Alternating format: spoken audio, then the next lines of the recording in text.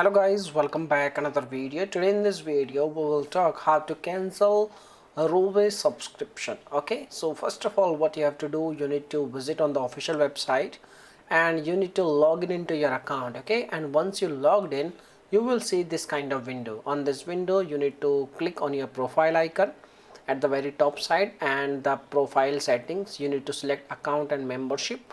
Now you need to select there is a membership, manage membership option, and all the details regarding your membership is available on this page, and you need to press this button, manage subscription. Now you will see there is a button like cancel membership, and once you select cancel membership button it will pop up this kind of window. You need to finish cancellation and then you will see this kind of message, your subscription has been cancelled.